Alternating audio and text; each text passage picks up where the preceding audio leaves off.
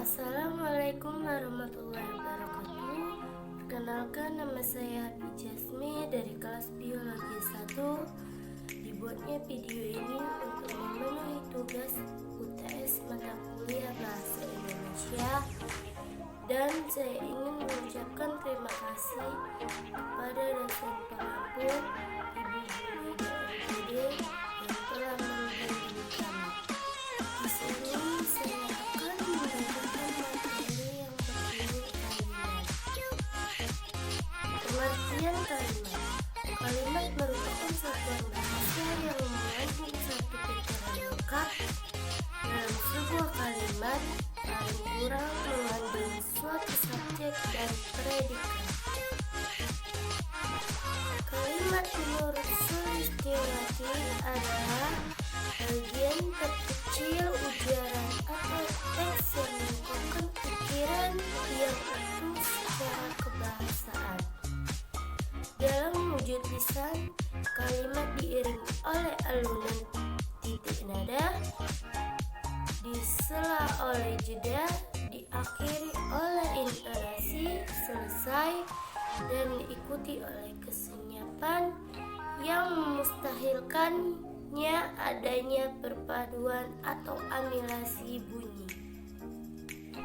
Kalimat menurut Arifin dan Tasai adalah satuan bahasa terkecil dalam wujud lisan atau tulisan yang mengungkapkan pikiran yang utuh. Sekurang-kurangnya kalimat dalam rangka besi, baik lisan dan tulisan harus memiliki subjek dan predikat.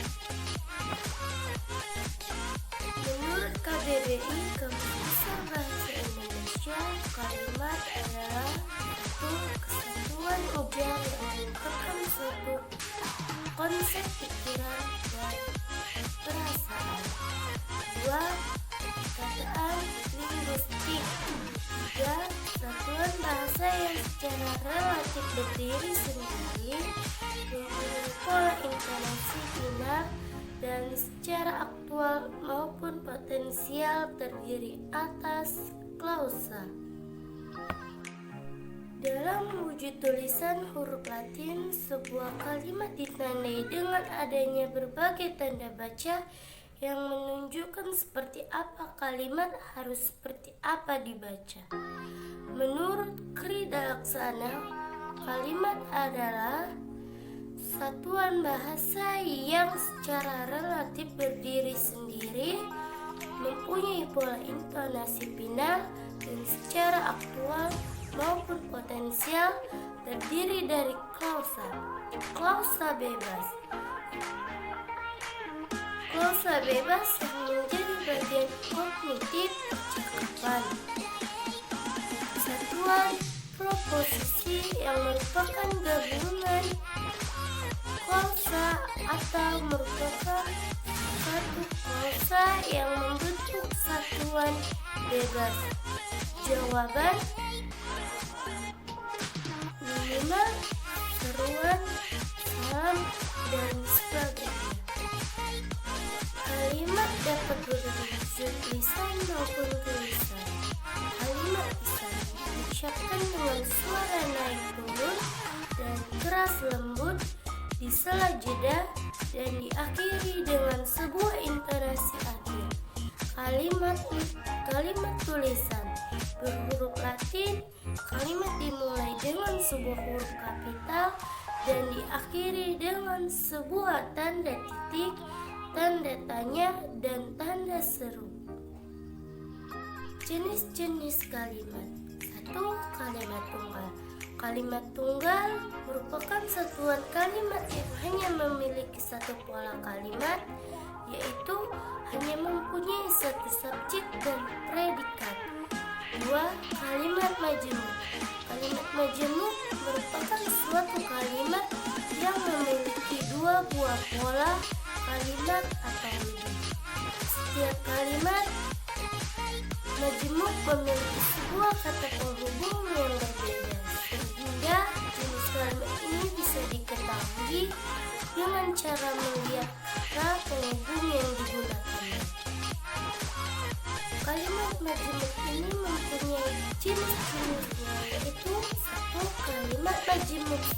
Kalimat majemuk setara adalah suatu penggabungan dua buah kalimat atau lebih kalimat tunggal yang kedudukannya sejajar atau sederajat. Contohnya, Paijem pergi ke sekolah sedangkan Budi berangkat ke kampus. 2.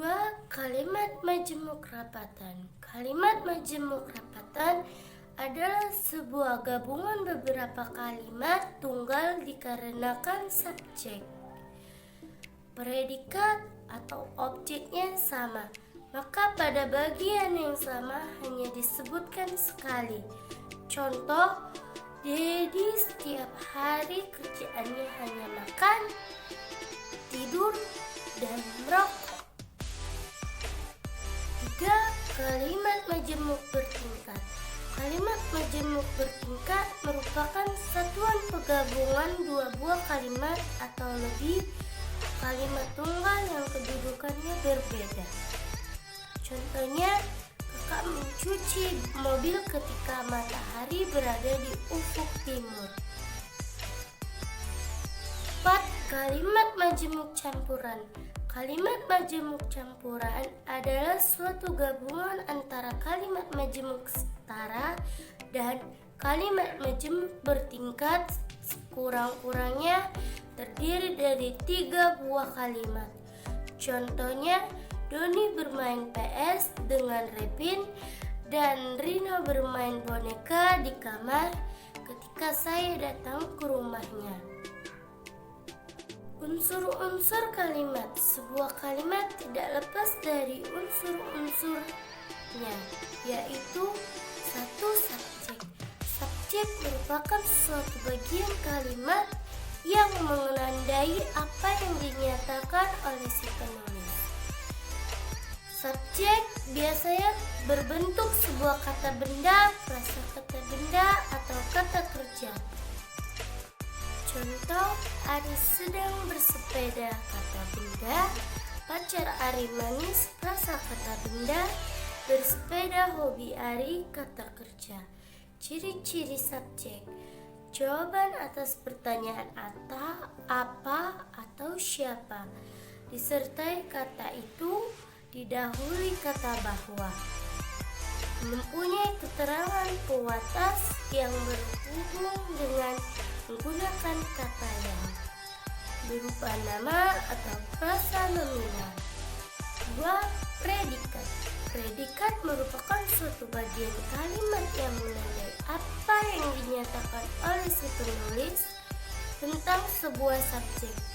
Predikat biasanya berbentuk sebuah kata kerja, frasa kata kerja, frasa numeral atau bilangan, kata benda, frasa kata benda, frasa proposisi, kata benda, kata sifat atau frasa kata sifat.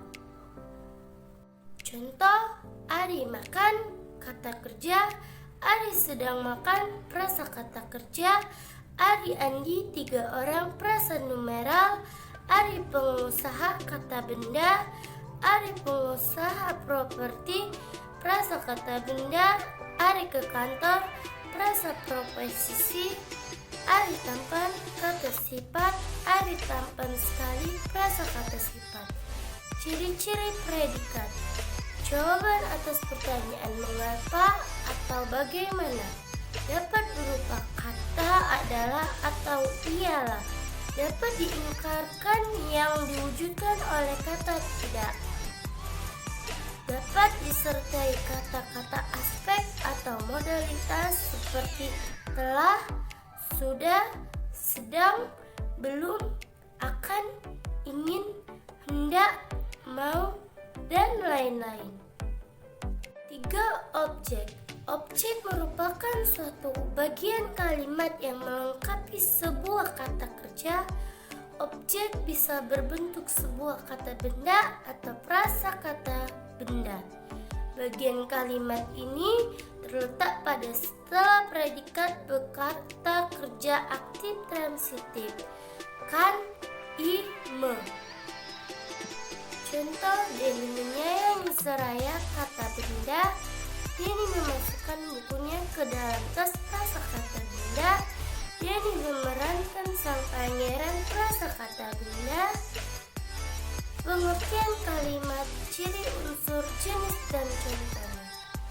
Ciri-ciri objek langsung di belakang predikat dapat menjadi subjek kalimat predikat, tidak didahului preposisi, didahului kata bahwa. 4. Pelengkap. Pelengkap atau komplement yang sering disamakan dengan objek, padahal pelengkap adalah berbeda dengan suatu objek karena tidak bisa menjadi subjek. Jika kalimat dipasifkan, pelengkap mengikuti suatu predikat yang bertimbunan ber, ter, beran, berkan, dan kata-kata khusus merupakan berdasarkan dan menjadi. Contoh, Budi bertubuh kekar, Budi bercucuran keringat, kamar Budi berhiaskan lampu warna-warni, Budi adalah warga negara Korea, keputusan hakim pengadilan berdasarkan hukum, Budi menjadi manajer. Ciri-ciri pelengkap. Di belakang predikat, ciri ini sama dengan objek. Perbedaannya, objek langsung di belakang predikat, sedangkan pelengkap masih dapat disisipi unsur lain, yaitu objek. 5. Keterangan. Keterangan merupakan suatu bagian kalimat yang mempunyai fungsi untuk meluaskan atau membatasi makna subjek atau predikat. Contoh, Doni tinggal di Jakarta. Setiap hari Sabtu Doni berwisata kuliner. Ciri-ciri keterangan bukan termasuk ke dalam unsur utama, tidak bersifat wajib seperti subjek, predikat, objek, dan pelengkap. Tidak terikat dengan posisi, mempunyai kebebasan tempat di awal atau di akhir, atau di antaranya subjek dan predikat. Semua kalimat yang biasa kita gunakan, beberapa di antaranya berasal dari struktur ataupun pola dari kalimat dasarnya saja.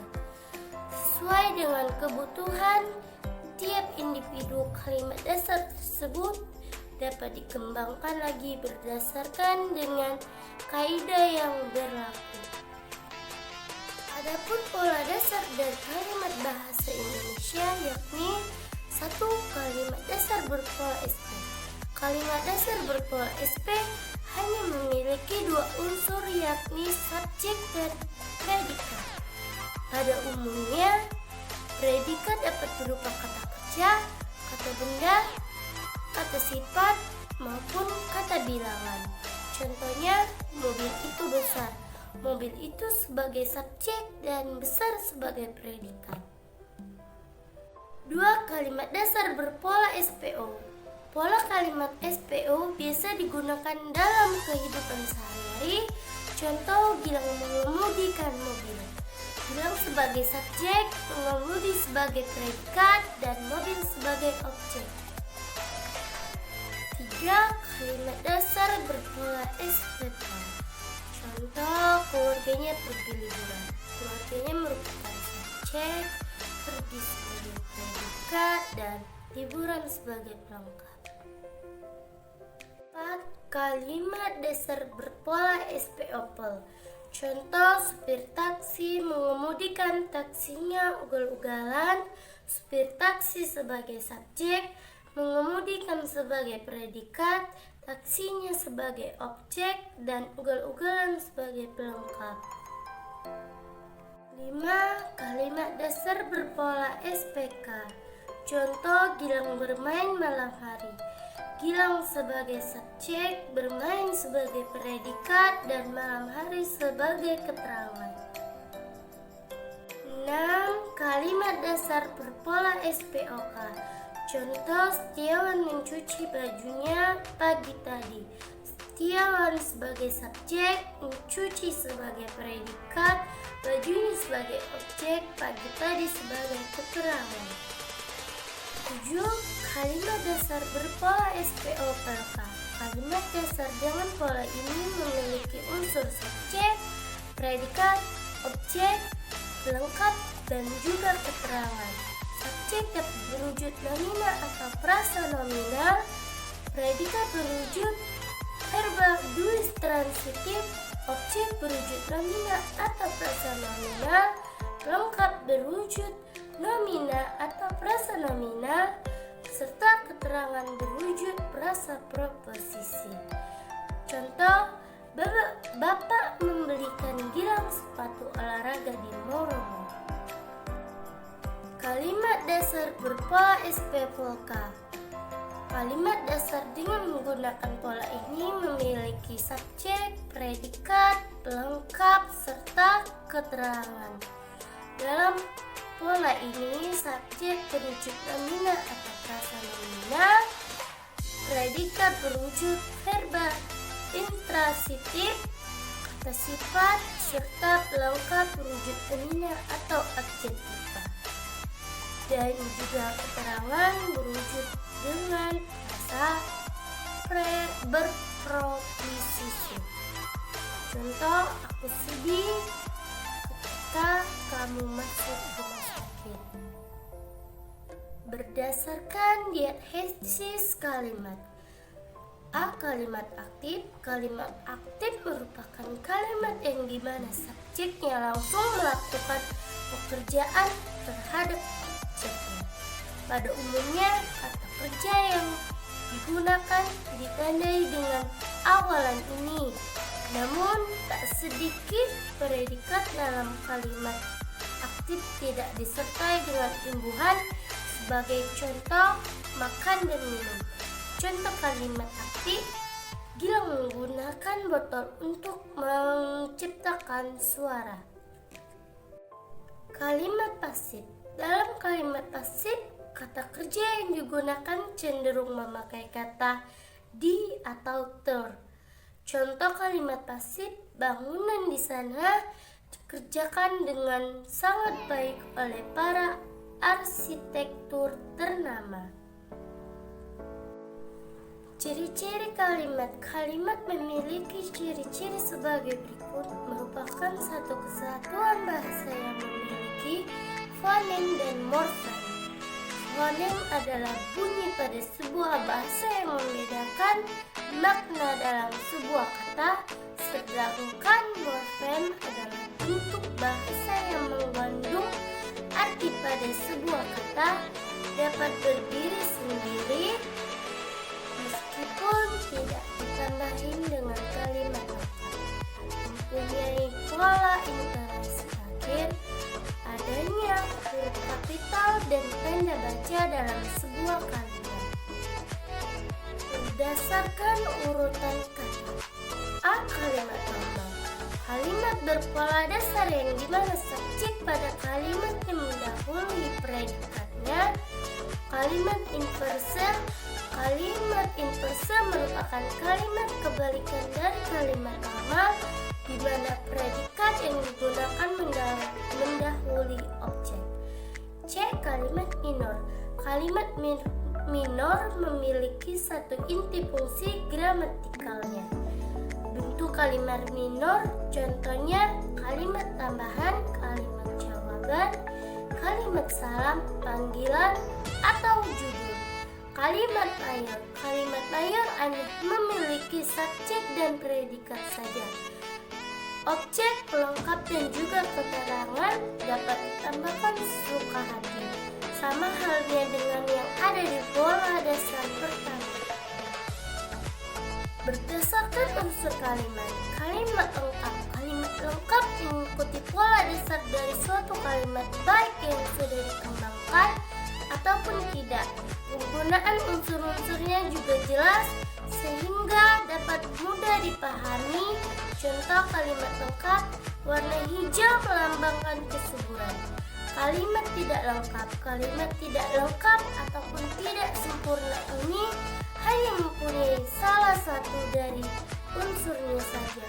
Pada umumnya kalimat seperti ini hanya berupa semboyan, salam, perintah, pertanyaan, ajakan, jawaban, setuan, larangan, sapaan, dan lain sebagainya. Kalimat dilihat dari segi maknanya. Jika ditinjau dari segi maknanya atau nilai komunikatifnya, maka kalimat dibagi menjadi 5 kategori, yakni kalimat berita, kalimat perintah, tanya, seru, dan kalimat empati. Untuk lebih jelasnya, perhatikan penjelasan di bawah. Kalimat berita. Kalimat berita juga sering disebut sebagai kalimat deklaratif, yang merupakan kalimat yang isinya memberitakan sebuah informasi kepada sang pembaca ataupun pendengar. Jika pada suatu hari kita didapati sedang bercerita mengenai suatu kecelakaan yang kita ketahui, maka kita sedang memberitakan kejadian itu. Contoh kalimat berita, tadi pagi ada kecelakaan di depan sekolah. Kecelakaan yang terjadi tadi pagi mengakibatkan kemacetan yang cukup parah. Banjir yang terjadi di Pekalongan tingginya hingga selutut orang dewasa. Terjadinya kebakaran di daerah Jakarta Timur. B. Kalimat perintah. Kalimat perintah juga sering disebut sebagai kalimat imperatif, yang merupakan kalimat yang artinya mampu memberikan perintah untuk melakukan suatu hal. Pada umumnya, kalimat perintah memiliki bentuk transitif atau transitif, baik aktif maupun pasif. Kalimat yang predikatnya adjektiva terkadang bisa juga mempunyai bentuk perintah, tergantung pada macam adjektivanya. Sebaliknya, jika kalimat yang digunakan verba atau adjektiva tidak mempunyai bentuk perintah. Contoh kalimat perintah: buatlah suatu kalimat dengan pola SPOK, tutuplah pintu itu. Jika dituliskan, kalimat perintah seringkali diakhiri dengan tanda seru, meski tanda titik juga bisa digunakan. Dalam bentuk lisan, nada yang dilontarkan agak naik sedikit. C. Kalimat perintah tak transitif. Adapun kata yang diikuti dalam membuat kalimat perintah tak transitif, menghilangkan subjek, biasanya dapat berupa pronomina persona kedua, mempertahankan bentuk verba seperti apa adanya, menambahkan partikel la jika dikehendaki untuk sedikit memperhalus isinya. Contoh, kamu berjalan kakilah sekali-sekali, naiklah sepeda sekali-sekali, berliburlah ke tempat enakmu. D. Kalimat perintah transitif aktif. Kaidah yang digunakan untuk membuat kalimat perintah yang verbanya transitif aktif, kaidahnya mirip dengan yang digunakan oleh kalimat perintah transitif, kecuali mengenai bentuk verbanya. Dalam kalimat transitif, verbanya harus diubah ke dalam bentuk perintah terlebih dahulu dengan menanggalkan prefiks meng dari verbanya. Berikut contoh kalimat berita dan perintah. Kamu mencari pekerjaan apa saja? Kalimat berita. Carilah pekerjaan apa saja? Kalimat perintah. Kamu membelikan adikmu tas baru? Kalimat berita. Belikanlah adikmu sepatu baru? Kalimat perintah. Kalimat perintah bentuk pasif. Kalimat perintah juga dapat disampaikan ke dalam bentuk pasif, bentuk verba yang gunakannya masih tetap dalam keadaan pasif, sementara urutan katanya tidak berubah.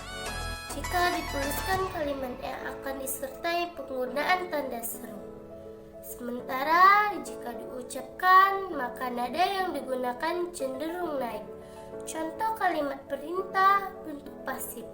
Kontrak itu harus dikirim sekarang. Surat harus diketik serapi-rapinya, ya. F. Kalimat tanya. Kalimat tanya juga sering disebut sebagai kalimat interrogatif yang isinya kalimat dengan maksud untuk menanyakan sesuatu ataupun seseorang. Jika seseorang ingin mengetahui jawaban dari suatu hal, maka orang tersebut harus menanyakan kepada orang lain dan kalimat yang digunakan orang tersebut adalah kalimat tanya. Adapun 5 cara yang digunakan untuk membentuk sebuah kalimat tanya: menambahkan kata apakah, mengembalikan urutan katanya, mengubah